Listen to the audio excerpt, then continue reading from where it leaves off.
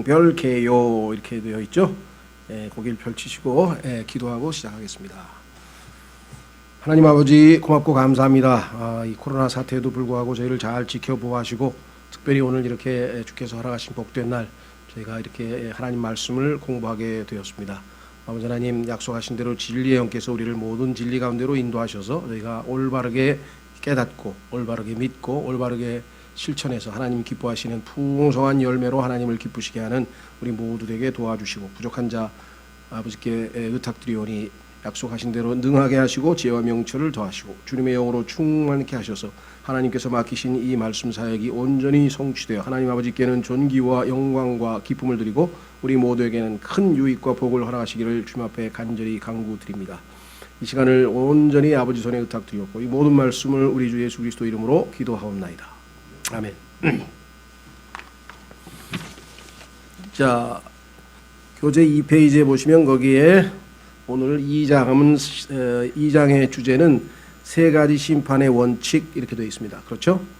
자, 우리 1장에서 그 1장 보면은 제1장 인사 설명 그 다음에 셋째 줄에 보면은 정죄 그래서 지난번에 죄를 다루었죠. 그렇죠? 그래서 그 1번에 보시면 그들은 즉 이방인들이죠. 이방인들은 이 세상에 있는 유대인 빼고 모든 인간들이겠죠. 죄를 하나님을 알았다. 태어나면서부터 하나님을 알만한 것을 주셨는데 그것은 두 가지죠. 하나는 내적인 증거인 양심이고 하나는 외적인 증거인 하나님이 창조하신 자연 만물을 보면 하나님이 계신 걸 알 수 있고 또 안에서 속에 있는 양심이 또 있죠. 두 가지. 자, 그러나 알면서도 그분을 하나님으로서 영화롭게 하지 않았다. 세 번째는 그리고 하나님의 진리를 바꾸었어요. 그렇죠? 거짓으로 바꿔버리고 네 번째는 하나님의 지식을 거부했다. 그래서 결국은 그들이 하나님 앞에 정죄, 유죄 판결을 받게 됐다. 이렇게 얘기했습니다. 자, 이제 오늘은 이제 2장 17절에 가면 이제 유대인에 대한 얘기가 나오는데 유대인에 대한 이야기 나오기 전에 일반적으로 사람들이 그렇죠? 사람들 중에는 오늘 그 로마서 1장 성경으로 가시면 로마서 1장에 가면은 32절로 가보겠습니다. 로마서 1장 32절.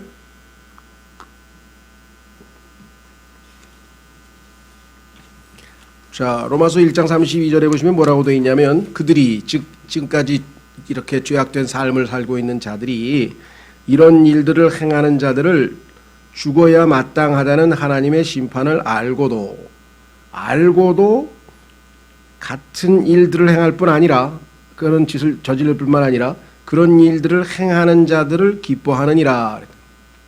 그래가지고 막 영웅시하고 저 사람 정말 뭐 호색가라고 뭐 정말 영웅호색 뭐 이래가지고 뭐 그런 사람들을 막 이렇게 떠받들고 막 이런다 이 말이죠. 자, 그래서 이런 사람들에 대한 정죄가 지난번 주제고요. 오늘 주제는 뭐냐? 하나님의 의로운 심판, 하나님의 그 심판인데 그 심판은 거기 나와 있는 것처럼 세 가지 기준에 의해서 합니다. 자, 교재를 보시면 첫 번째는 뭐라 그랬습니까? 심판은 하나님의 진리에 따른 것이다 해서 2장 1절서부터 5절까지가 그 내용이라 그랬죠. 심판의 근거가 원칙이 진리에 따른 것. 자, 한번 1절서부터 5절까지 보겠습니다. 그러므로 판단하는 사람아 내가 누구이든 변명할 수 없나니 이는 판단하는 내가 같은 일들을 행함으로 다른 사람을 판단하는 것에서 내 자신을 정죄하기 때문이라.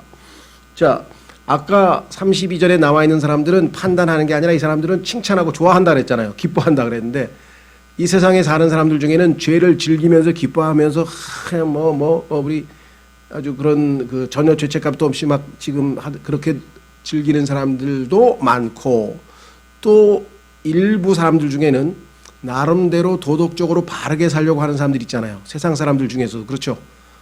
종교인도 있고 그다음에 나름대로 이 땅에서 이 예전에 우리 조상들 보면은 뭐 사소오경 뭐 이런 거 해가지고 바르게 살려고 도덕적으로 깨끗하게 살려고 노력하는 사람들도 있죠. 나름대로.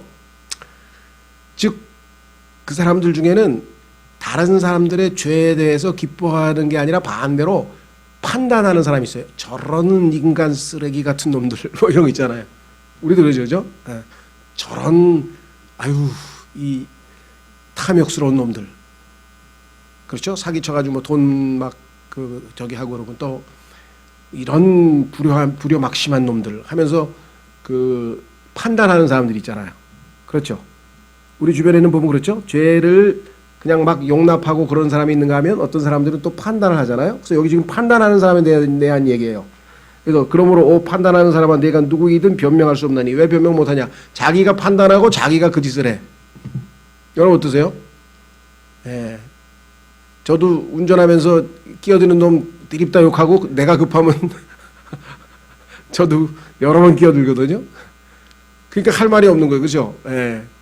그것뿐만 아니라 우리가 지금 뭐 이 세상 사람들 그 우리가 봐도 참 비인간적인 짓들을 하면 그렇게 막 욕을 하고 막 판단하고 저런 저게 인간 같지도 않다는 둥 해놓지만 나중에 보면 자기가 그 짓을 하잖아요. 기억나실지 모르겠습니다만은 뭐 우리 정치가들 보면은 뭐 다들 욕하다가 나중에 보면 자기도 뇌물 먹고 다 감옥 가고 뭐 이런 게 아주 다반사죠. 그렇죠? 예, 과거에도 보면은 막 청문회에서 다른 사람 죄를 참 까발리고 하던 사람이 나중에 보니까 자기가 뇌물 먹고 쇠고랑 차고 들어가는 경우가 한두 건이 아니었고, 예. 자, 그런 의미에서 이는 판단하는 내가 같은 일들을 행함으로 다른 사람을 판단하는 것에서 내 자신을 정죄하기 때문이라. 그렇죠. 저도 이런 쎄치게 하는 사람들을 아이 저런 나쁜 놈 하겠는데 내가 급해가지고 할 수 없이 쎄치겠다. 그럼 내가 나를 정죄한 거잖아요. 자. 그러나 그런 일들을 행하는 자들에게 하나님의 심판이 진리대로 되는 것을 우리는 확신하노라. 네가 판단하는 대로 되는 게 아니라 하나님의 심판은 하나님이 정하신 진리에 따라 된다. 오, 그런 일들을 행하는 자들을 판단하고도 같은 일들을 행하는 사람아, 내가 하나님의 심판을 피할 줄로 생각하느냐? 그렇죠. 예를 들면 저런 죽일 놈들 하고서 자기는 정죄를 했는데 자기가 똑같은 짓을 했어. 그러면 자기가 스스로 자기에게 정죄를 한 거잖아요. 자, 그래서 하나님의 심판을 피할 줄로 생각하느냐? 못 피한다 얘기죠. 4절 혹은 하나님의 선하심이 너를 인도하여 회개하게 함을 알지 못한 채 네가 그분의 선하심과 관대하심과 오래 참으심의 풍성함을 멸시하느냐? 자, 심판을 피할 수 없을 뿐만 아니라 여기 뭐라고 했냐면요, 회개함을 알지 못한 채, 즉 하나님께서 기회를 주셔서 자기가 그렇게 죄를 정확하게 판단할 줄 알면 빨리 돌이켜서 하나님 품으로 돌이켜야 되는데 자기가 가던 죄악의 길에서 그렇지 않고 오히려 선하심과 관대하심과 오래 참으심의 풍성함을 멸시하면서 회개는 안 하고 끝까지 버틴다 이거죠. 다만 내가 내 강팍함과 뉘우치지 아니하는 마음에 따라, 하나님의 심판을 받는 것은 마음이 강팍하고 뉘우치지 않음에 따라 진노의 날 곧 하나님의 의로운 심판이 나타나는 그날에, 우리가 이 날을 우리가 크고 흰 왕좌 심판이라 그래가지고 백보자 심판이란 말을 썼었죠. 그날에 닥칠 진노를 네게 쌓아 올리는도다. 그렇죠? 그러니까 이 땅에 살면서 나름대로의 도덕군자인 척 하는 사람들도, 그 사람들도 얼마나 위선적인가. 아예 노골적으로 죄를 짓고 그것을 즐겨하는 사람들이야 뭐 뻔뻔스러운 거죠. 그거는 죄를 짓고도 그걸 즐기니까 그건 뻔뻔스러운데, 자기는 마치 도덕적으로 사는 것처럼 남을 판단해놓고 자기도 뒤에 가서는 딴소리. 요즘 얘기하는 내로남불이잖아요. 제일 대표적인 사람이 그냥 우리나라 조국이라는 사람이 아주 그냥 내로남불의 대명사로 그냥 야 어떻게 저렇지 싶을 정도로 얼마나 그 사람의 어떤 다른 무엇보다도 그런 위선적인 모습. 다른 사람은 막 디립다 깐 글들이 잔뜩 있는데 자기가 그런 짓을 그대로 그것보다 더 심한 짓을 했으니까 그 얘기예요. 그런 거기에 해당되는 사람들이에요. 그래서 그 사람들은 결국은 하나님의 진노의 대상이다, 심판의 대상이다. 이렇게 지금 분명하게 얘기했습니다. 자, 4절에 보면 한 가지 우리가 주목할 것이 있는데 그것은 뭐냐면 하나님의 선하심이 너를 인도하여 회개하게 한다. 우리가 복음을 전할 때 지옥의 심판에 대해서 전하는 것은 굉장히 중요합니다. 그렇죠? 그것이 객관적인 사실이기 때문에. 그런데 지옥에 대해서 심판에 대해서 얘기해서 만약에 그 사람이 그 지옥이 두려워서 또는 심판이 두려워서 그 두려움 때문에 회개하는 건 아니에요. 회개는 여기 나와 있는 것처럼 하나님의 선하심 때문에 돌이키는 거예요. 그러니까 자기가 하나님 앞에 죄악을 저질렀고 그로 인해서 하나님의 영원한 진노의 대상이고 심판을 받아야 마땅한 사람인데도 불구하고 어떻게 하나님께서 나를 이처럼 선하게 대해주시는가, 어떻게 나를 사랑하셔서 자신의 아들까지 내어주시는가, 어떻게 하나님께서 나를 이렇게 용납해 주시는가라는 그 하나님의 선하심에 감동해서 하나님 품으로 돌아오는 것이지, 너 안 돌아오면 죽어, 심판받아 지옥에 던져버린다 하고 하나님께서 협박해가지고 돌아오는 게 아니라는 거예요. 그러니까 여러분들이 복음 전하실 때는 심판은 성경적인 죄의 결과니까 정확하게 전해야 되지만 그 사람에게 그럼에도 불구하고 얼마나 심판의 대상인데도 불구하고 하나님께서는 얼마나 사랑하셨는지 자신의 아들까지 내어주셨다는 사실, 즉 하나님의 선하심을 전해 주어서 그 사람이 그 하나님의 선하심에 감동해서 회개하고 돌아와야지, 협박으로 해가지고 너 안 믿으면 너 지옥 가, 너 죽어, 정말 얼마나 무서운 줄 알아? 막 이렇게 몰아가지고 그 사람이 억지로 만약에 믿었다, 그건 잘못된 것이라는 거죠. 항상 하나님의 선하심에 감동해서 나 같은 자를 어떻게 이렇게 사랑하실까 하고 돌아오는 거라는 것, 그 선하심에 우리를 회개시킨다는 사실을 잘 기억하셔야 됩니다. 그래서 특히 근본주의자들은 그냥 막 지옥에 대해서 막 욱박질러 가지고 막 사람들을 믿게 하려고 하는 사람들이 있는데 전혀 잘못된 겁니다. 그렇죠? 하나님의 선하심이 진정한 회개를 우리에게 가져온다는 사실을 꼭 기억하시고요. 자, 그 다음에 여기 보시면 진노의 날 곧 하나님의 의로운 심판이 나타나는 그날이 있는데, 이날 심판자로서 하나님께서 세우신 분은 누구냐? 그것은 바로 예수 그리스도시다. 그래서 사도행전 17장에 보면은 예수님이 부활하셨기 때문에 그 부활하신 예수님을 심판자로 세우셨다. 또 요한복음에도 그렇게 써 있습니다. 뭐 그 얘기는 여기서 이제 중요한 건 아니고, 심판의 기준이 뭐냐? 하나님의 진리대로. 자, 그래서 아까 그 표시를 해놓으시면 좋겠어요. 2장에 그러나 그런 일들을 행하는 자들에게 하나님의 심판이 진리대로 된다. 그래서 지금 1절서부터 5절까지. 자, 그 다음 두 번째는 6절서부터 16절까지는 근거가 뭐냐? 행위에 따라, 우리가 저지른 행위에 따라 심판을 받는다. 이렇게 써 있어요. 자, 확인해 보겠습니다. 교재로 가시면 맨 끝에, 2페이지 맨 끝에 심판은 개인의 행위에 따른 것이다. 그래서 6절서부터 16절 이렇게 써 있죠. 자, 그러면 6절서부터 16절까지 한번 찾아보겠습니다. 그분께서 각 사람에게 그의 행위대로 갚으시되. 자, 이게 기준이에요. 그럼 이제 구체적으로 어떤 행위들이냐? 7절, 참고 꾸준히 잘 행함으로 영광과 존귀와 죽지 아니함을 구하는 자들에게는 영원한 생명으로 갚으시고, 논쟁하기 좋아하며 진리에 순종하지 아니하고 불의에 순종하는 자들에게는 경노와 진노로 갚으시리라. 악을 행하는 사람의 모든 혼위에 환난과 곤고가 닥치리니 먼저는 유대인의 혼위에요 또한 이방인의 혼위이며, 선을 행하는 각 사람에게 영광과 존귀와 화평이 있으리니 먼저는 유대인에게요 또한 이방인에게로다. 이는 하나님께서 사람들의 외모를 중시하지 아니하시기 때문이라. 자, 여기 보시니까 행위대로. 그런데 문제는 얼핏 보면은 그러면 이거 행위구원을 가르치는가? 자, 조심하십시오. 지금 2장에 여기서 다루고 있는 것은 구원에 대한 얘기를 하고 있는 것이 아니라 심판에 대해서 얘기를 하고 있어요. 심판의 기준이 뭐냐? 율법을 지키고 선을 행한 사람들에게는 하나님께서 영생을 주시고, 그렇지 아니고 불순종하는 자들에게는 경노와 진노를 하신다. 문제는 과연 이 세상에서 꾸준히 참고 꾸준히 잘 선행을 해서 하나님 앞에 선행으로 행위로 의롭게 될 사람이 과연 있겠는가? 당연히 없죠. 그렇죠? 자, 여기 보시면 7절의 끝부분에 영광과 존귀라 그랬죠. 영광과 존귀와 죽지 아니함을 구하는 자들에게는. 그런데 결국은 우리는 모든 사람이 죄를 범하였으므로 하나님의 영광에 이르지 못한다고 3장에 써 있잖아요. 그러니까 결국은 여기서는 심판의 기준을 설명하고 있는 것이지, 이렇게 선행을 통해서 열심히 노력해서 구원을 받을 수 있다, 그 얘기를 하는 게 아니라는 사실을 조심하셔야 돼요. 자, 그래서 여기서는 심판의 기준을 설명하고 있다.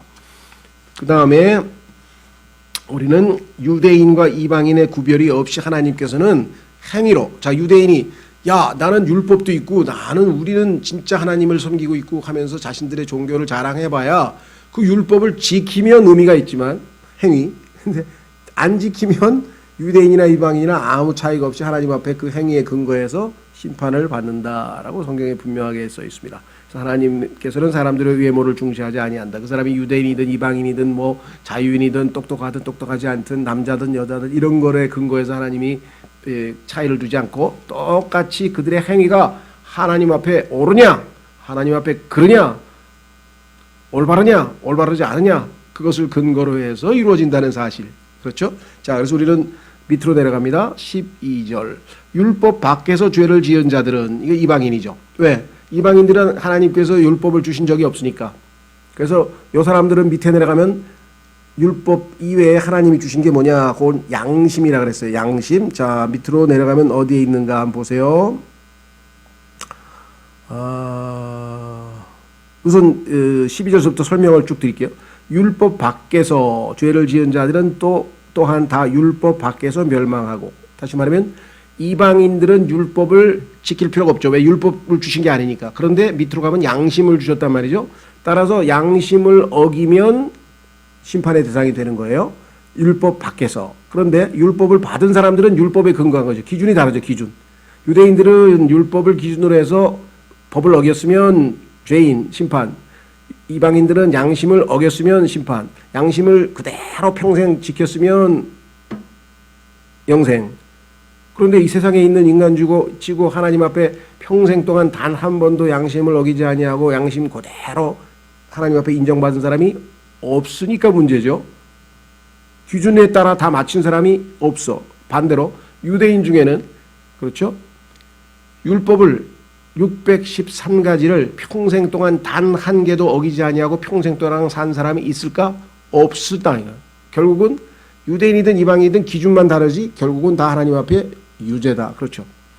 그런데 그 중에 딱 한 분, 유대인으로 태어난 예수 그리스도라고 하는 분이 613가지의 율법을 단 하나도 어기지 아니하고 평생 동안 완벽하게 살아서 하나님 앞에 행위로 의롭다함을 받았어요.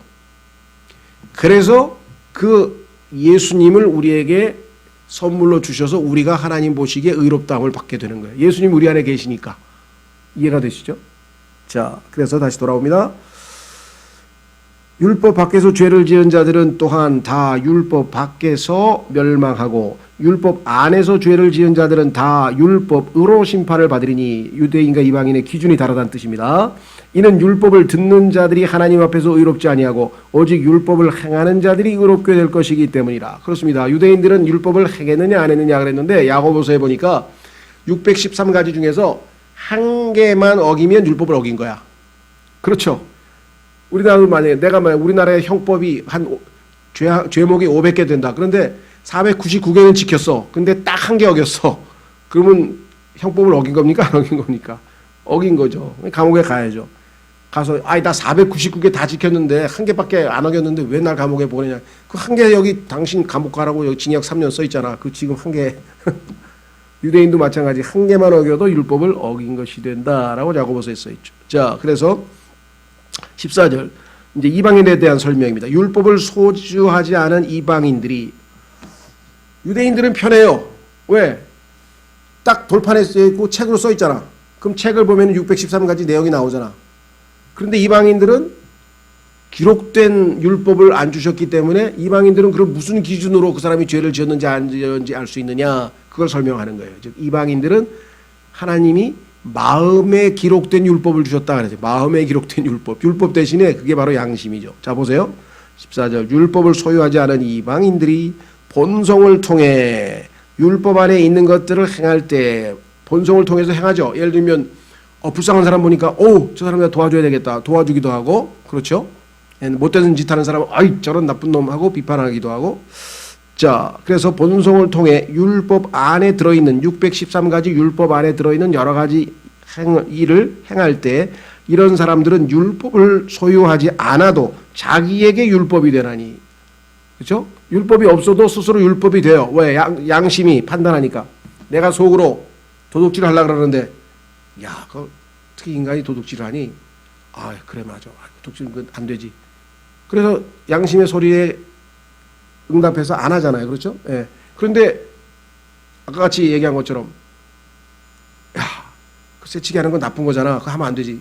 그래, 그렇긴 한데 야, 나 새치기 안 하면 난 지각이야. 난 어떻게 아니, 오늘만 안 돼. 오늘은 그냥 할 수 그래서 새치기를 했어. 그러면 양심을 옳지 않은 것을 어긴 거가 되겠죠. 그렇죠? 자, 그래서 여기 이렇게 써 있어요. 어떻게 하나 보세요. 15절. 이런 사람들은 또한 자기 양심이 증언하죠. 야, 너 지난번에 새치기 한 사람한테 너 욕까지 해가면서 그냥 뒤집다 비판하더니 오늘 뭐 네가 그러니까 너는 예외야? 너는 왜? 그 사람은 그럼 사정이 없었나? 그 사람은 새치기를 뭐 즐겼어? 그 사람도 급하고 사정이 있으니까 했겠지. 그리고 막 증언하고 있죠. 그 다음에 자기 생각들이 서로 고소하고 지금 고소하잖아요. 야, 너 지난번에 너 네 앞자리 예? 줄 서 있다가 새치기 했다고 그냥 욕하더니 이제 너는 그냥 오늘 눈 딱 감고 새치기 하려고 그러냐? 하고 막 고소하고 있어요. 그 다음에 변명하는 가운데 또 변명하죠. 생각이 뭐라고 변명합니까? 야, 그렇지만 내가 새치기 안 하면 우리 엄마 병원 못 가. 오늘 검사 맡아야 되는데 지금 우리 엄마 죽어. 변명도 했다가 고소도 했다가 이게 다 자기가 옳지 않은 짓을 할 때 우리가 하는 짓이잖아요. 그렇죠? 예, 합리화도 했다가 막 이런 거예요. 그래서 요 양심의 기능을 좀 설명하고 있습니다. 양심, 생각. 그러니까 양심이 증언하며 생각들이 서로 고소하고 변명하는 가운데 자기 마음속에 기록된 율법의 행위를 보이느니라. 그러니까 율법에 있는 그대로 해야 된다, 하지 말아야 된다를 다 알고 있다 이 말이죠. 그렇죠? 예. 16절. 이런 심판은 하나님께서 나의 복음대로 예수 그리스도로 말미암아 사람들의 은밀한 것들을 심판하실 그날에 이루어지리라. 자, 예수 그리스도께서 오셔서 이제 아까 심판자가 되신다고 했죠? 자, 확인해 보겠습니다. 아까 그 사도행전 17장으로 가보십시오.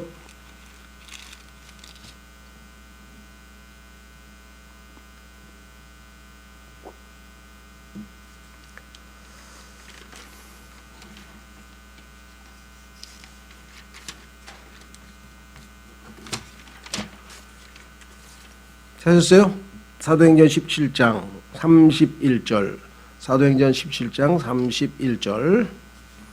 이는 그분께서 한 날을 정하사 그날에 자신이 정하신 그 사람을 통하여, 자신이 정하신 그 사람이 누구냐면 하나님 앞에 율법을 단 하나도 어기지 않냐고 완벽한 삶을 살고 그 대신 죄인들을 대신해서 죄인들이 죽어야 될 것을 대신해서 십자가에서 죽으신 그분이에요.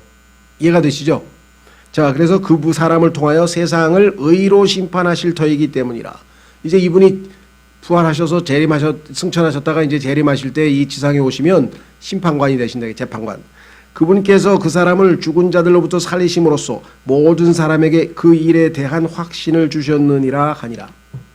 그러니까 이 땅에 있는 모든 사람들은 죽으면 영원한 심판에 처해지는데 단 한 분은 그 죽음을 이기고 부활하셔서 여기 나와 있잖아요. 살아났어요. 그래서 그분은 죄가 없다는 것이 하나님 앞에 입증되었죠. 다른 사람이 죄 때문에 죽으신 것이지 본인은 죄가 없는 거 아니에요. 그렇죠? 자, 요한복음 16장으로 갑니다. 요한복음 16장.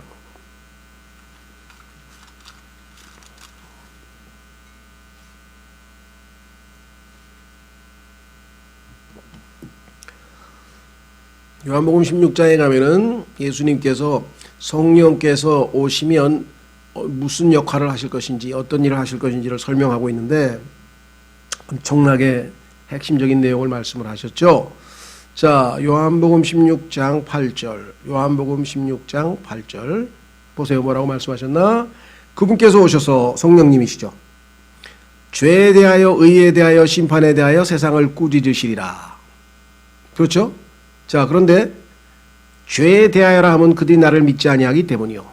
무슨 죄를 하나님께서 책망하시는가? 예수님 안 믿은 죄.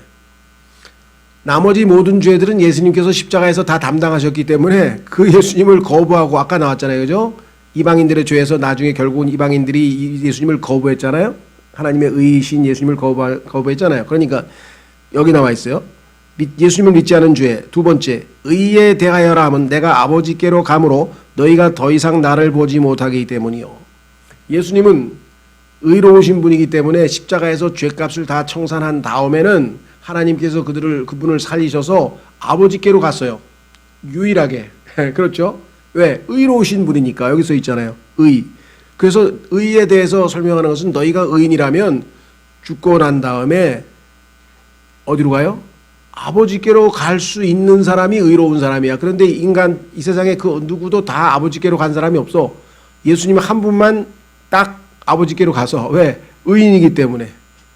그렇죠? 따라서 예수님을 내 안에 모시지 않고는 하늘나라에 통과를 못해. 왜? 예수님 때문에 내가 그 의인이 내 안에 계시기 때문에 하늘나라로 들어간단 말이에요. 이해가 되시죠? 자, 그 다음에 세 번째, 심판에 대하여라면 이 세상의 통치자가 심판을 받았기 때문이라. 그러니까 하늘나라로 아버지께로 가지 못한 사람들은 이 세상의 통치하고 똑같이 심판받아서 영원한 불못에서 영원히 보내게 될 것이다. 이것을 성령님께서 가르쳐 주신다. 자, 그러면 다시 돌아오셔서 로마서 2장.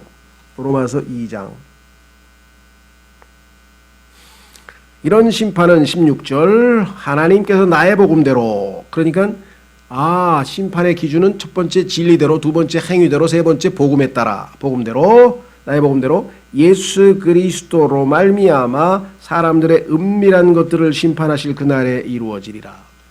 자, 심판은요 은밀한 것으로 이루어집니다. 외적인 행위로만 이루어지는 것이 아니에요. 그래서 형제를 미워하는 자는 살인자라. 형제를 미워한 사람들은 행동으로 살인을 안 했어도 그게 살인죄로 하나님 앞에 재판을 받게 될 것이다 이 말이죠. 자, 여기 보시면 은밀한 거라고 했는데 다시 한번 우리 확인해 보겠습니다. 성경에 곳곳에 나옵니다.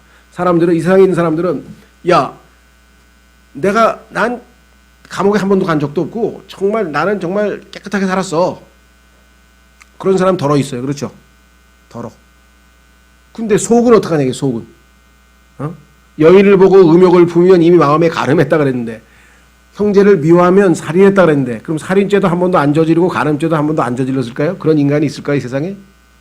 당연히 은밀한 것, 그다음에 어리석은 생각은 죄라 그랬는데 무슨 생각을 했는지까지 다 심판을 받잖아요. 그렇죠? 하나님이 심판의 기준을 사람들은 몰라. 외적으로 그저 착하게 살고 도덕적으로 깨끗하게 살면 선행으로 하나님 앞에 의롭다함을 인정받을 수 있다고 착각하는 사람들이 이 세상에서 더 골치 아픈 사람이에요. 그렇죠? 자기 의의를 내세운 사람이 더 골치 아픈 사람이라고. 차라리 그냥 개판으로 살다가 회개하고 주님 품으로 돌아오면 좋은데, 자기가 의롭다고 생각하는 사람은 결코 회개를 안 해요. 자, 전도서 12장으로 가보세요.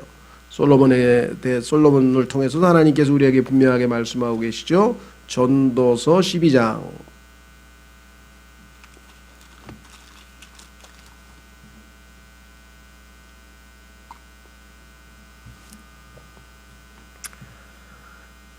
(13절) 전도서의 결론입니다. 솔로몬의 인생 보고서의 마지막 결론. 우리가 전체 일의 결론을 들을지니 하나님을 두려워하고 그분의 명령들을 지킬지어다. 이것이 사람의 온전한 의무이니라. 하나님께서 모든 은밀한 일과 더불어 선한 일이든 악한 일이든 모든 일을 심판하시리라. 우리의 모든 행위를 심판하시는데 선하든 악하든 다 심판받아요. 근데 여기 뭐라 했어요? 은밀한 일과 더불어 겉으로 드러난 외적인 것만 판단하시는 게 아니라는 거죠. 이해가 되시죠? 예. 자, 그래서 예수님께서 오셔도 바로 그와 같이 심판하실 것이다. 그래서 우리는 2장 1절에서 5절까지는 진리를 근거로 심판하신다 하나님. 두 번째 6절서부터 16절까지는 이 15절까지는 행위에 따라 심판하신다. 세 번째는 복음에 따라 심판하신다. 그래서 심판의 기준 세 가지를 살펴보았습니다. 자, 그러면 교재를 이제 3페이지로 넘기시면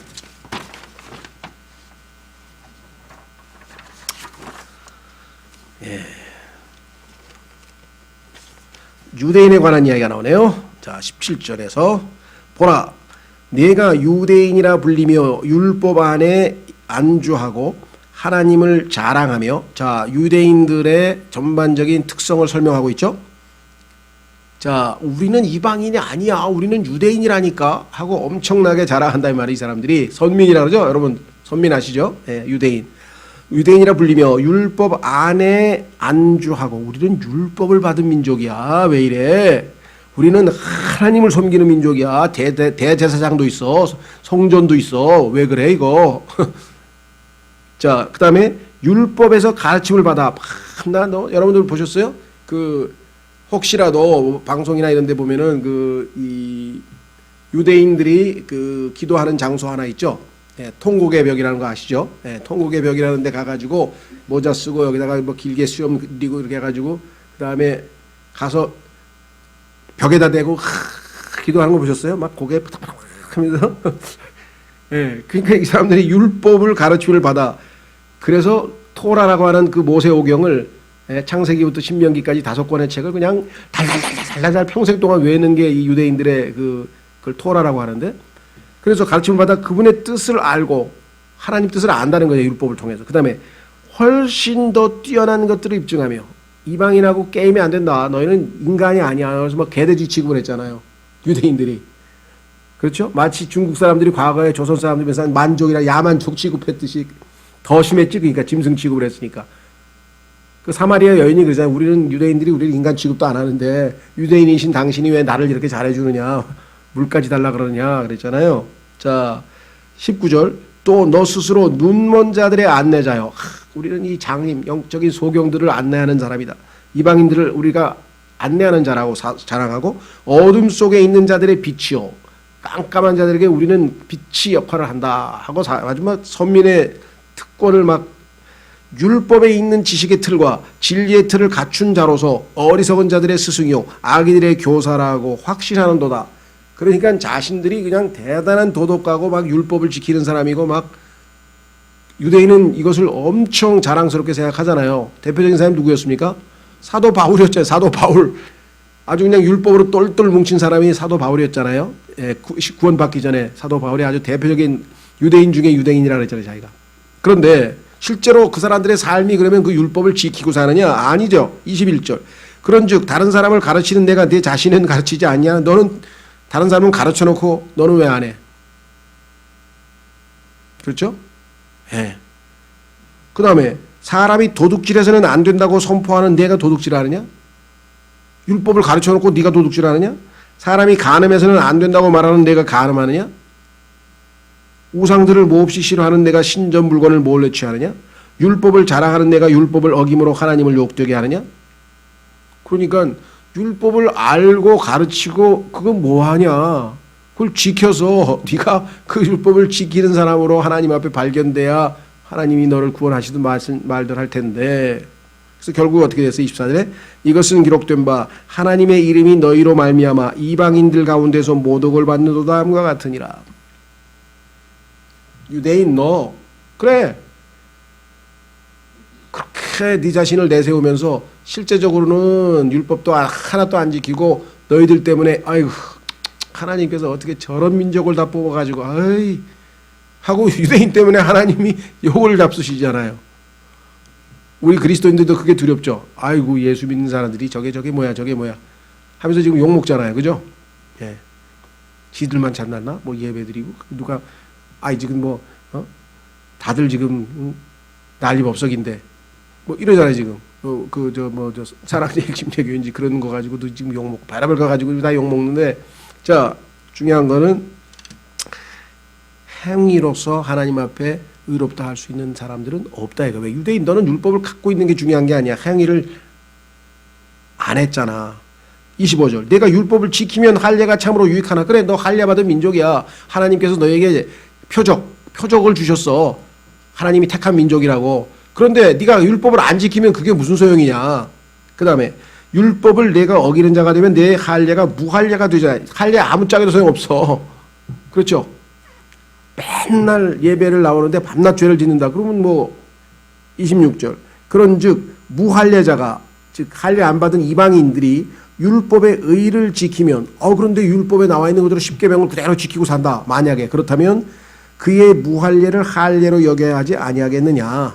오히려 할례 안 받은 사람이 할례 받은 것처럼 취급을 받아야지. 왜? 너는 율법을 어겼고 이 사람은 율법을 지켰으니까. 27절. 그렇다고 해서 100% 율법을 지킨 누가 있다는 건 아닙니다. 지금 가정하는 거예요. 가정. 27절 또한 본래 무할례자가 율법을 이행하면 글자와 할례를 통해 율법을 범하는 너를 판단하지 아니하겠느냐.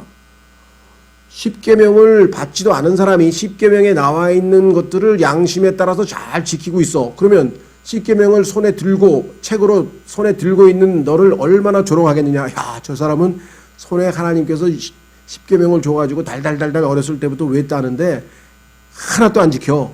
그런데 나는 내 양심에 따라서 그 십계명을 다 지키고 있어. 그러면 너는 오히려 그 사람의 비방거리가 되지 않겠느냐. 28절. 이는 겉으로 유대인이 아니요 껍데기만 유대인이지 겉으로 육체 행하는 할례가 그 할례가 아니기 때문이라 오직 속으로 유대인이요. 그래서 우리도 그리스도인의 신앙에서도 마음으로 믿어 의에 이른다 그러잖아요. 겉으로 알았어 그거 그때는 머리로 시인하는 게 아니라 마음으로 진정으로 믿어야 되는 것처럼 오직 속으로 유대인이요 할례는 글자 안에 있지 아니하고 영 안에 있는 마음의 할례니라. 이런 사람에 대한 칭찬은 사람에게서 나지 아니하고 하나님에게서 나느니라. 그러니까 유대인들 너는 껍데기 신앙이야. 네 마음은 하나님과 멀어져 있어. 강팍하고 자기 일을 내세우고. 그런데 괜히 겉으로 뭐 율법 지키고 뭐 제사 지내고 뭐 이런 것 종교 의식 좀 한다고 그래서 그게 너희를 하나님께서 받아주신다? 천만의 말씀이다. 이렇게 지금 얘기를 했어요. 그래서 결국은 기준은 겉으로가 아니라 속에 있는 것을 은밀한 것을 심판하시는 것이 바로 하나님의 복음의 기준이다. 이렇게 얘기를 했어요. 자, 그래서 여기 지금 우리는 3장 1절서부터 이제 결론을 내리는 거예요. 자, 그러면 1장에서 18절에서 32절까지 유대인 이외에 이 땅에 있는 모든 민족들, 이방인이라 그랬죠? 그 이방인들이 뭐라고요? 죄인이다. 그 다음에 2장 1절서부터 16절까지는 하나님은 도덕적으로 자기들이 스스로 옳다고 생각하는 이방인들도 역시 죄인이다. 그래서 심판은 진리대로 되는 것이고 그 다음에 이 행위대로 되는 것이고 그 다음에 이 복음에 입각해서 되는 것이다. 그래서 심판의 기준 세 가지를 얘기를 했다 이 말이죠. 그리고 뭐라고 결론을 내느냐? 유대인들이 행위가 없이 껍질만 가지고 있으면 그 속이 잘못되어 있으면 내면이 잘못되어 있으면 그것은 유대인으로서 하나님 앞에 인정받지 못한다. 그래서 결론은 유대인도 뭐냐? 죄인이다. 그러니까 이방인도 죄인, 유대인도 죄인. 그럼 이 세상에 있는 모든 사람이 다 죄인. 왜? 이 세상에 있는 사람 딱 두 종류밖에 없으니까. 유대인이냐 이방인이냐. 자, 그런데 그 유대인이든 이방인이든 상관하지 아니하고 여기서 예수 그리스도를 믿고 주님의 몸된 교회가 된 사람들은 하나님의 교회라고 하는 새로운 그룹이 예수 그리스도의 부활 생명을 받은 사람들이 새로운 그룹이 하나 생겨나는 거예요. 무슨 말 이해가 되겠죠? 자, 그러면 인류 역사를 한번 조금 정리를 해보겠습니다. 아시다시피 창세기 3장에서 아담과 이브 우리의 조상들이 인류의 조상, 인류의 대표, 제일 대표 되시는 분이 죄를 지셔가지고 영국 총리처럼 지금 존슨 총리가 지금 그 코로나에 걸려가지고 지금 자가격리를 했더라고요. 뭐 엘리자베스 여왕도 걸렸더만 또. 하여간 영국은 왜 그런지 모르겠어요. 여왕, 총리, 그다음에 보건부 장관, 보건부 차관 그냥 싹 다 지금 코로나에 걸려버렸는데 어쨌거나 하여간 자 인류의 대표가 아담이에요. 그런데 그 아담이 죄를 지었어요. 그렇죠? 예. 그래서 하나님께서 기회를 주셨죠. 가죽옷을 입히고. 예. 그런데 조금 있다가 아시다시피 얼마나 죄악이 관영했는지 하나님께서 결국은 물로 심판해서 노아의 심판으로 인해서 딱 한 사람 노아로 인해서 노아의 8가족 노아로 인해서 8사람만 살아남았어요. 그렇죠? 그런데 그 노아가 얼마 있다가 또 죄를 지었어요. 술을 먹고 죄를 짓고 그래서 결국은 그 이후에 이 땅에 있는 모든 민족들 자 지금 현재는 유엔에 가입한 민족들이 260개 나라쯤 된대요. 260개. 근데 이제 가입하지 않은 나라가 치면 한 300개쯤 되는가 봐. 이 세상에 있는 나라가 뭐 그런데 예전에는 그 민족을 구분할 때 뭐 몇 개나 되는지 모르겠어요. 그 창세기 10장에 보면은 그 민족들이 개수가 나오는데 뭐 한 100여 개 되는지 모르겠는데 나중에 거기서 또 민족이 갈라졌겠죠. 예. 어쨌거나 약간 거기에 나와 있는 민족 종류가 많잖아요. 즉, 그 노아의 세 이 아들을 통해서 여러 민족들로 지금 전 세계에 갇혀있는데 이거 민족을 네이션이라고 하죠. 네이션. 그 네이션스가 해서 많은 민족들이 있었어요. 그렇죠? 예. 그런데 이제 그 민족들이 집단으로 하나님께 반역을 한 것이 바벨탑 사건이잖아요. 그러니까 이 땅에 있는 모든 민족들이 힘을 합쳐서 하나님께 집단 반역을 했죠. 그러니까 네이션스인데요. 네이션스. 민족들인데 힘을 합쳤어. 하나가 됐어. 그게 뭐예요? 유나이티드 네이션스예요. 그게 오늘날 그걸 유엔이라고 그래요. 유엔. 그러니까 지금 유엔은 사실은 바벨탑에서 이미 해 아래 새 것이 없다 그랬죠. 이미 있었잖아요. 전 세계 모든 사람들이 지도자들이 다 모여가지고 민족들이 모여가지고 야 우리 힘을 합쳐서 하나님 없애고 우리가 이 인간이 최고라고 하나 한번 이름 좀 내자. 그러고선 반역을 저질렀잖아요. 그러니까 지금도 유엔에서 하는 게 뭐 별반 다를 게 하나도 없죠. 인간들끼리 힘을 합쳐서 인간의 모든 문제를 해결해 보자. 하나님 없이는 인간은 nothing이에요. 아무것도 아니에요. 지금 보세요. 하늘에 있는 하나님께서 막 비웃고 계실 것 같아요. 창세기 2장에 아니죠. 시편 2편에 보면 하나님께서 웃으신다 그래서 너희들끼리 뭐 하나님 없이 뭘 해본다고? 그래 내가 바이러스 한 마리 보내줄게. 얼마나 하나님께서 처음에는 비웃으신다 이거는 되게 좋은 것 같지 않은데 비웃으실만 해. 하도 가당치도 않으니까 이 땅에 있는 인간이 하나님을 제껴놓고 뭐 우리끼리 뭘 해보자 그러니 하나님이 너무 가소롭다 그러신 것 같아. 이해가 돼 이해가. 그렇죠. 자 그래서 반역을 하니까 하나님께서 그래 그러면 내가 싫다 이 말이지. 부모님 잔소리 싫어하죠 다. 그래가지고 나중에는 하도 말 안 들으면 아이 이놈아 그래 네 맘대로 해봐라.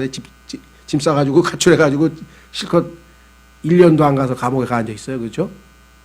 대부분 그렇잖아요. 1년도 안 돼서 감옥에 가 있든지 약간 뭐 그렇게 된단 말이에요. 그러니까 인간도 하나님께서 자 로마서 1장에서 봤죠. 계속해서 도와주려고 하나님 품으로 끌어오려고 여러 했는데도 불구하고 끝까지 거부하더니 나중에 하나님께서 그래 알았어 내가 내어버려 두었다. 그래서 인간의 몸과 인간의 혼과 인간의 영 전인격 인간 전체를 다 내어 주었다. 그래 네 마음대로 해봐 했더니 오늘날 이렇게 1장 29절부터 32절까지의 죄악들 20, 30개가 그냥 삶의 스타일이 트렌드가 이런 스타일로 살아 전부 다. 이 죄악들 어마어마하게 20몇 개 다 기록했잖아요. 그런데 하나님께서는 약속을 지키시는 분이잖아요. 그래서 아담에게 여인의 후손을 통해서 구원을 베푸신다는 그 복음의 약속대로 어떻게 진행을 하시는가. 그래 이방인들 이제 요 사람들은 왜 이방인이나 그러면은 이때까지는 이방인들밖에 없어서 이방인들이란 말을 안 썼어요. 그냥 민족들이란 말을 썼어요. 민족들. 근데 민족들 중에서 하나님께서 제일 숫자가 적은 당시에 예를 들면 지금 뭐 영국이라고 뭐 영국이 5천만 뭐 50만 그다음에 뭐 프랑스가 30만 뭐 이랬는지 모르겠다. 그러니까 유대인들이 뭐 5반밖에 안 된다. 그러니까 당시의 민족의 인구로 봤을 때 제일 숫자가 적은 제일 나약한 제일 불쌍한 그런 민족을 하나 뽑아서 하나님께서 신명기 7장 7절에 보니까 가장 숫자가 적어서 불쌍해서 내가 부모도 그렇죠. 누굴 사랑합니까? 제일 못난 자식을 더 많이 사랑하잖아요. 그런 것처럼 너희가 제일 못나고 적어서 내가 너를 사랑했기 때문에 너를 뽑았다고 신명기 7장 7절에 하나님께서 말씀하셨단 말이에요. 그러니까 이사야 유대인들을 하나 뽑았어. 그리고 이방인들에게는 이제 너희는 민족들인데 지금부터 너희는 이제 이방인들이야. 그리고 한 명 뽑은 너희는 이제 유대인이야. 이 사람들은 이제 유대인 이방인이 갈라진 거 거기서 이 세상에 있는 사람들이 이해가 되시죠? 그래서 나머지는 네가 하고 싶은 대로 마음대로 살아 내어 버려 두시고 그 대신 유대인 너는 내가 뽑았으니까 이제 너를 거룩한 민족으로 홀리 네이션으로 삼겠다. 하나님만을 위해서 존재하는 거룩한 민족. 그래서 이 사람들은 홀리 네이션인데 네이션들 민족들의 하나로 취급하지 아니하고 뽑았으니까 구별했으니까 따로 뽑았으니까 거룩한 민족 홀리 네이션으로 삼겠다. 이렇게 하나님이 말씀하신 거예요. 이해가 되시죠? 예.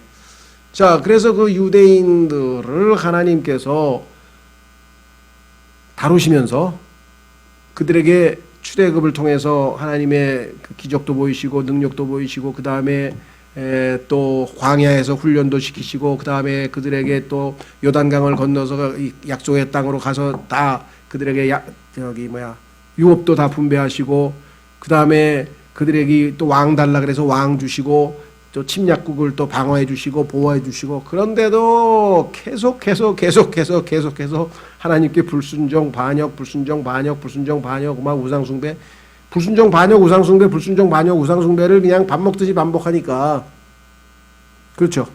이스라엘 역사가. 그래서 하나님께서 어떻게 했어요? 결국은 그들을 포로로 데리고 갔죠. 그래서 훈련도 다시 그 징계도 하시고 70년 동안. 그리고 이제 하나님께서는 이 하나님의 백성들인 유대인 출신의 한 인간으로 하여금 그 유대인들이 하나님 앞에 책임을 다하지 못하는 것에 대한 책임을 십자가에서 죄값을 치르시고 그 다음에 이방인들이 어마어마하게 지은 죄들이 있잖아요. 이방인들은 유대인하고 상대가 할 수 없을 정도로 어마어마하게 죄를 짓고 살았잖아요. 그렇죠? 그 이방인들의 모든 죄값도 십자가에서 도말하시고 그래서 십자가에서 유대인 이방인의 모든 죄값을 즉 전 인류의 모든 사람의 죄값을 십자가에서 다 도말하시고 이제는 유대인 이방인 없애고 나를 믿는 자 예수 그리스도를 믿고 구원받으면 이 사람들은 이제 새로운 그룹 그 요게 뭐냐 교회예요. 그런데 이 교회가 유대인들이 그들의 홀리네이션의 지위를 상실했기 때문에 베드로전서에 보니까 우리가 홀리네이션이야 거룩한 민족이 된 거야. 자 한번 확인해 보겠습니다. 자 이 전체 하나님의 역사의 이 마스터 플랜을 좀 아셔야 돼요. 자 고린도전서 10장으로 갑니다. 고린도전서 10장.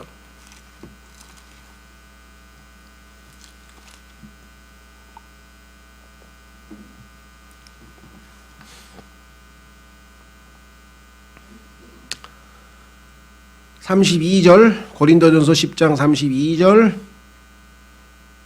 유대인들에게나 이방인들에게나 하나님의 교회나 어떤 실족거리도 주지 말되. 자 그러니까 예전에는 뭐만 있었어요? 이방인들만 있었죠. 민족들이라고도 하고 민족들 이방인들 그렇죠. 그래서 성경에서 민족들 아니면 이방인들이라고 불리는 사람들만 있어요. 근데 그 중에서 한 민족을 뽑아내서 하나님께서 이 유대인이라고 만들어 유대인 그렇죠. 근데 요 유대인이 국가로 하면은 이름이 국가 이름은 이스라엘이야. 그렇죠. 이스라엘 유대인 같은 거고요. 그 다음에 이쪽은 뭐예요? 이방인 민족들 이렇게 돼 있다. 그렇죠? 예. 그런데 요 사람들은 뭐라 그럴까? 하나님을 믿지 않고 우상 숭배를 하는 사람들이기 때문에 이교도라고 불러요. 이교도. 근데 이 사람들은 하나님께서 강을 건너게 하셔서 하나님을 섬기기 위해서 따로 떼어놨다 해서 히브리인이라 그래. 히브리인. 그러니까 히브리인, 유대인, 이스라엘. 요거로 이제 세 가지 칭호를 가지고 있고 한 그룹은 하나는 이교도, 민족들, 이방인 요 한 그룹 칭호를 가지고 있어요. 그런데 이쪽 그룹이든 예수 그리스도가 오신 이후에는 예수 그리스도를 믿고 믿음으로 은혜로 구원받으면 자연적으로 여기 나와 있죠. 뭐예요? 하나님의 교회라고 하는 새로운 그룹으로 편입이 된다 이 말이죠. 그렇죠? 자, 베드로전서로 갑니다. 베드로전서 2장. 베드로전서 2장.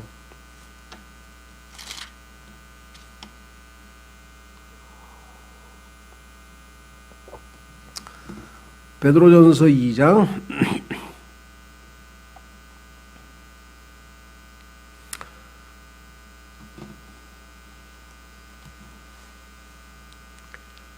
찾았어요?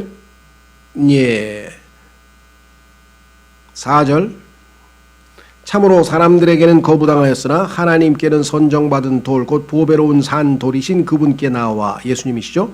너희도 살아있는 돌들로서 영적 집으로 건축되고 예수 그리스도를 통해 하나님께서 받으실 만한 영적 희생물을 드리는 거룩한 제사장이 되었도다. 옛날에는 이스라엘 백성들이 제사장 민족이고 그 중에서도 레위 지파가 소위 말하면 제사장 역할을 제사장 지파였는데 이제는 신약 교회가 제사장이 되어버렸어요. 자, 그래서 뭐라고 했나 보세요. 보라, 성경 기록에도 보라, 내가 선택한 보배로운 으뜸 모퉁이 돌을 시온에 두노니 그를 믿는 자는 당황하지 아니하리라 하시는 말씀이 들어있느니라. 그러므로 그분께서 믿는 너희에게는 보배로우시나 불순종하는 자들에게는 건축자들이 거부하는 그 돌이 되셨느니라. 바로 그 돌이 모퉁이의 머릿돌이 되고, 그 다음에 보세요. 걸림돌과 실족하게 하는 반석이 되되 순종하지 아니하여 말씀에 걸려 넘어지는 자들에게 그리 되었나니 그들은 또한 그렇게 되도록 정하여졌느니라. 자, 이제 9절에 답이 있네요. 그러나 너희는 뭐라 그랬습니까? 선정된 세대요, 택함받은 세대요, 왕가의 제사장이요, 금방 얘기했어요. 그 다음에 뭐라 했어요? 거룩한 민족이요. 이스라엘 백성들에게 차지했던 그 타이틀이 지금 교회로 돌아왔죠. 거룩한 민족이요 라고 분명하게 얘기했고요. 특별한 백성, 이것도 이스라엘 백성에게 하나님께서 붙여줬었던 이름인데 이들이 그 역할을 다하지 못했기 때문에 결국은 이와 같은 타이틀이 교회에게 넘어오게 됐다 그랬습니다. 자, 이제 다시 돌아갑니다. 그래서 유대인에 대해서는 우리가 성경을 성경의 키라고 할 수 있어요. 유대인에 대해서 제대로 이해하지 못하면 성경을 완전히 잘못 해석할 수밖에 없다라고 하는 것을 기억하시고요. 자, 그래서 이제 하나님께서 결론을 내리셨습니다. 유대인, 이방인, 유대인 다 죄인이야. 그랬더니 반발하는 거예요. 뭐라고 반발하냐? 아니, 그러면 이방인이나 유대인이나 다 똑같다고? 유대인이 나온 게 뭐야? 그럼 여태까지 하나님이 선민이라고 그러고 선택받은 민족이라면 특별한 민족이라고 그러고 뭐가 어쩌고 막 유대인들 잔뜩 얘기해. 유대인 그러면 뭐가 있어? 똑같아? 이렇게 얘기했어요. 자, 보세요. 3장 1절. 그러면 유대인의 나은 점이 무엇이냐 하고 항변을 합니다. 혹은 할례의 유익이 무엇이냐. 그럼 할례 뭐하러 받았냐 이게. 하나님께 표적은 왜 받았냐 이거죠. 그렇죠? 예. 그러면서 한다는 소리가 모든 면에서 많으니, 이 사람아 얼마나 너희가 특권을 받았는데 그래. 모든 면에서 많지. 그 중에 뭐냐, 주된 이유는 그들에게 하나님의 말씀들이 맡겨졌다는 것이라. 그 중에서 진짜 중요한 거는 유대인에게 하나님께서 말씀을 맡겼잖아. 그래서 유대인들은 아예 하나님의 말씀을 베껴서 보관하는, 직업적으로 평생 그것만 하고 먹고 사는 사람이 있잖아요. 그걸 우리는 서기관이라죠. 서기관. 평생 이 사람 직업은 뭐냐면 성경을 필사해가지고 자꾸 성경을 만들어내가지고 보관하고 그 역할을 하는 거예요. 하나님께서 자신의 말씀을 기록한 책을 유대인에게 맡겼으면 너희는 정말 대단히 특권을 받은 민족 아니냐. 자, 그 다음에 3절. 그런데 어떤 자들이 믿지 아니하였으면 어찌하리요? 그들의 믿지 아니함이 하나님에 대한 믿음을 무효로 만들겠느냐? 그런데 유대인들 중에서 하나님을 안 믿는 사람도 있잖아. 그러면 그것이 하나님에 대한 믿음을 무효로 만들겠느냐? 그럴 수 없다 이거죠. 그 사람들의 불신이 하나님을 무효화시킬 수 없다. 결코 그럴 수 없느냐? 참으로 하나님은 진실하시되 사람은 다 거짓말쟁이라 할지어다. 이것은 기록된 바 이로써 주께서 주의 말씀하신 것에서 의롭게 되시고 판단받으실 때에 이기시리다 함과 같으니라. 자, 유대인들이 하나님의 말씀을 불순종하고 믿지 아니하였다고 해서 그러면 하나님에 대한 우리가 가지고 있는 그 믿음이 그러면 잘못된 거냐, 무효로 만드느냐? 그렇지 않다. 왜? 하나님은 여전히 의로우시고 다른 모든 인간들이 거짓말쟁이일 뿐이다. 그렇게 하면서 뭐라고 얘기했는가 하니 끝부분에 하나님께서 판단 받으실 때 이기시리다. 여기 이제 조금 조심하셔야 되는데, 여기에 인용된 성경 구절을 보면은요, 하나님께서 판단을 받으시는 게 아니라 하나님께서 판단을 하시죠. 그렇죠? 자, 여러분, 백보자 심판에 갔다. 하나님 앞에 섰어. 그러면 누가 심판을 받는 거예요? 하나님이 판단을 하고 죄인들은 판단을 받는 거죠. 심판을 받는 거죠. 예. 그런데 여기는 거꾸로 하나님이 판단을 받는다는 거야. 이게 무슨 소리일까요? 여러분들 보세요. 재판하는 거 한번 보세요. 재판할 때 보면요, 피고인이 항변하는 경우가 있어요. 억울합니다. 아니 판사님, 내가 뭔 죄를 져가지고 난 죄진 거 없습니다. 난 이 판결 못 받아들입니다. 하고 항변하는 사람이 있죠. 하나님께도 그럴 거예요. 하나님, 제가 왜 지옥에 가야 됩니까? 아니 지금 옆에 있는 사람이, 이 사람 지금 하늘나라 간다고 지금 판정 받았는데, 이 사람하고 나하고 살아온 기록을 보십시오.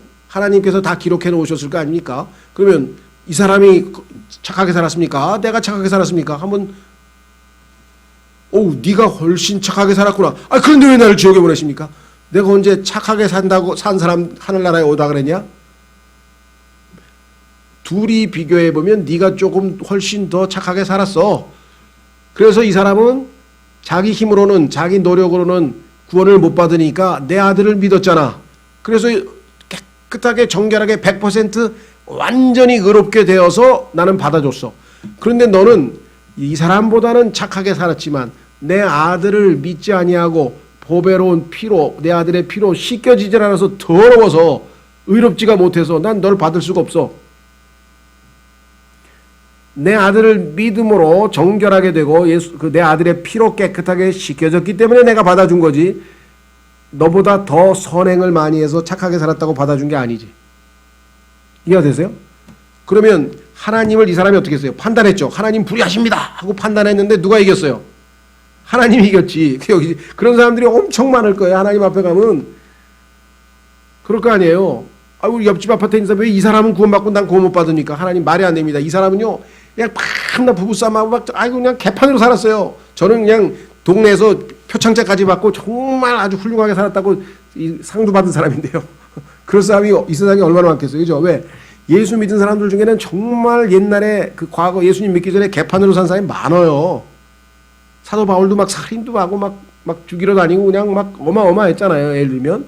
그것뿐만 아니라 그냥 인생을 막 정말 형편없이 살다가 막 인생 밑바닥까지 가서 예수님 만난 사람 간증이 많잖아요.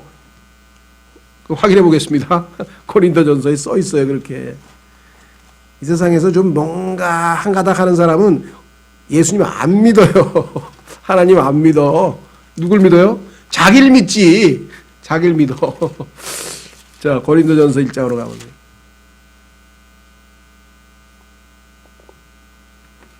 자, 뭐라고 써 있나 보세요.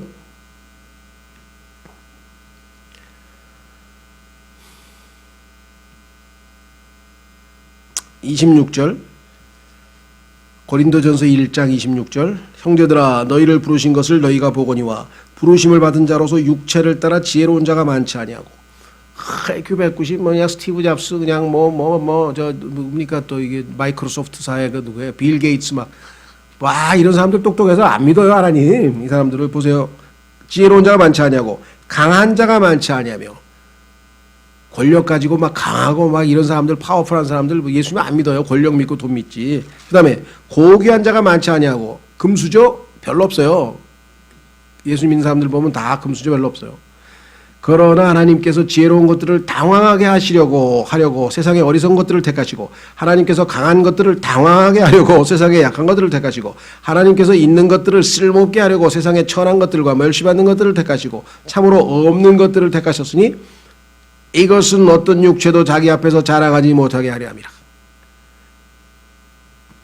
똑똑한 사람들은 하나님 안 믿는단 말이죠. 그런데 우리 같이 어리숙하고 정말 하나님의 은혜 아니면 어디다 갖다 내밀 것도 없는 사람은 어떻게 해요? 하나님 감사합니다 하고 믿을 거 아니에요. 그렇죠?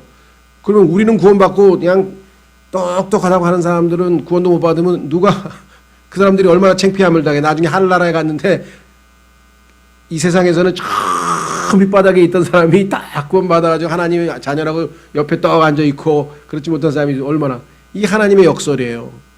그래서 이 세상에서 그러니까 이 환경적으로나 여건적으로나 자기가 태어난 여건이 나쁘면 나쁠수록 사실은 성경에서 하나님께서 복을 주신 거라고 성경에 써 있어요. 그거를 깨달으면 얼마나 기쁘겠어요. 그렇죠? 자, 야고보서에 써 있어요. 성경에 아예.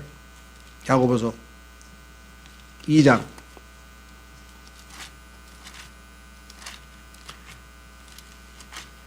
물론 사도 바울같이 똑똑한 사람도 있습니다. 예외 없는 규칙은 없고 이 세상에 보면은 정말 인간적으로도 훌륭한데도 예수님 믿고 겸손한 사람도 있어요. 없다는 거 아닙니다. 자, 찾으셨습니까? 야고보서 2장 5절. 야고보서 2장 5절. 내 사랑하는 형제들아 귀를 기울이라. 하나님께서 이 세상의 가난한 자들을 택하사 믿음에 부요하게 하시고 또 자신을 사랑하는 자들에게 약속하신 왕국의 상속자로 삼지 아니하셨느냐. 그러나 너희는 가난한 자들을 업신여겼도다. 부자들은 너희를 학대하고 재판석 앞으로 너희를 끌고 가지 아니하느냐. 자, 여기 보니까 이 세상에서 소위 말하면 부자 되고 아주 그런 사람들의 경우에는 가난한 사람 학대하고 떵떵거리고 살지만 하나님은 가난한 자를 택해서 믿음을 많이 주셨어. 믿음의 부자가 되게 했어. 여기 써 있잖아요. 물질의 부자가 아니라 믿음에 부요하게 하시고 2장 5절에 써 있죠. 그래서 우리 보면은 정말 못 배우고 정말 그런 사람이 뭐예요? 하나님을 절대적으로 의지하고 믿음이 더 좋은 사람이 얼마든지 많잖아요. 예, 자, 다시 돌아옵니다. 이제 로마서로 다시 돌아오셔서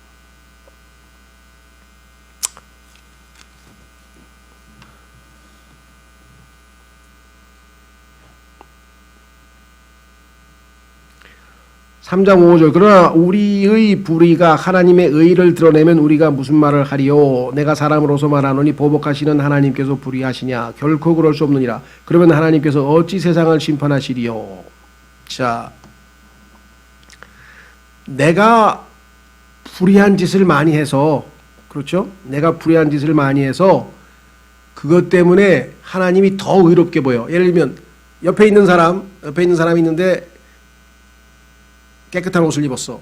나는 더러운 옷을 입었어. 그러니까 이 깨끗한 옷을 입은 사람이 더 단정하게 보이고 더 훌륭하게 보인다. 그러니까 하나님은 의로우신데 나는 불의하니까 죄를 많이 지을수록 하나님이 정말 의로우신 분이구나 하고 더 알게 되면 내가 하나님이 의롭다고 영광 받으시는데 기여를 했는데 나름대로 왜 나를 심판하냐. 이런 소위 말하면 이걸 뭐라 그러죠? 그냥 그야말로 말이 안 되는 이야기를 하는 사람들이 있다는 거죠. 그래서 여기 뭐라고 썼어요? 보복하시는 하나님께서 불의하시냐 6절 결코 그럴 수 없느니라. 그러면 하나님께서 어찌 세상을 심판하시오? 하나님은 의로우시니까 심판하시지 불의하실 수 없다. 또 7절 만일 내 거짓말을 통해 하나님의 진리가 더욱 풍성하게 되어 그분이 영광을 얻게 되었다면 어찌하여 내가 여전히 또한 죄인으로 심판을 받느냐. 이런 궤변이라 그러죠. 궤변. 어떤 궤변을 들어느냐 이거예요. 내가 거짓말을 해서 하나님의 진리가 나 때문에 더 드러났어. 자, 예를 들면 뭐 이런 거죠. 여기에 서 있는 사람이 두 사람이 있는데 이 사람은 예를 들면 뭐 아주 미남이고 이 사람은 그냥 평범하게 생겼어요. 그렇게 되는 것보다 아주 못생긴 사람하고 잘생긴 사람하고 이렇게 대조를 시켜놓으면은 잘생긴 사람이 훨씬 더 잘생긴 거 아니냐. 그러면 내가 거짓말을 해서 하나님은 진리시구나라고 하는 사실이 더욱 더 도드라져서 하나님께서 나 때문에 영광 받았는데 왜 나를 심판하셔? 이렇게 궤변을 늘어놓는데 여기 나와 있죠. 차라리 8절 우리가 중상모략을 다뤄하듯이 또 어떤 자들이 우리가 이런 말을 한다고 주장하듯이 이렇게 가르친 적도 없는데 너희가 그렇게 가르쳤잖아 하고 주장하는데 선을 이루기 위해 우리가 악을 행하자 하지 아니하겠느냐. 그들이 정죄받는 것이 옳으니라. 오늘날에도 그런 사람이 있습니다. 그런 이상한 교리를 가르치는 교단도 있어요.